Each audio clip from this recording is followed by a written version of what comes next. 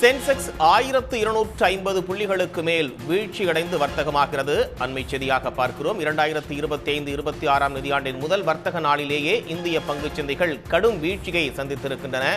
மும்பை பங்குச்சந்தை குறியீட்டு எண்கள் சென்செக்ஸ் 1272 புள்ளிகள் வீழ்ச்சியடைந்து வர்த்தகமாகி வருகிறது. அதேபோல நிப்டி 326 புள்ளிகள் சரிந்து வர்த்தகமாகி வருகிறது. அமெரிக்க பொருட்கள் மீதான வரியை இந்தியா நாளைக்குள் குறைக்க வேண்டும் என்று ட்ரம்ப் வலியுறுத்தி இருக்கக்கூடிய நிலையில் சென்செக்ஸ் 1250 புள்ளிகளுக்கு மேல் வீழ்ச்சியடைந்து வர்த்தகமாகி வருகிறது. பொருட்கள் மீதான வரியை குறைக்காவிட்டால் இந்திய பொருட்களுக்கு அதிகப்படியான வரி விதிக்கப்படும் என்று ட்ரம்ப் எச்சரிக்கை விடுத்திருக்கக்கூடிய நிலையில் பங்குச்சந்தைகள், இந்திய பங்குச்சந்தைகள் என்பது கடும் வீழ்ச்சியை சந்தித்திருக்கின்றன.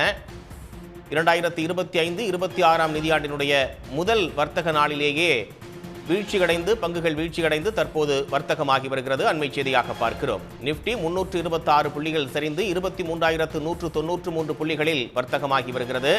அமெரிக்க பொருட்கள் மீதான வரியை இந்தியா நாளைக்குள் குறைக்க வேண்டும் என்று ட்ரம்ப் வலியுறுத்தல் விடுத்திருக்கக்கூடிய நிலையில் பொருட்கள் மீது வரியை குறைக்காவிட்டால் இந்திய பொருட்களுக்கு அமெரிக்கா கூடுதல் வரி விதிக்கும் என்று எச்சரிக்கை விடுத்திருக்கக்கூடிய நிலையில் சென்செக்ஸ் 1250 புள்ளிகளுக்கு மேல் வீழ்ச்சியடைந்திருக்கிறது.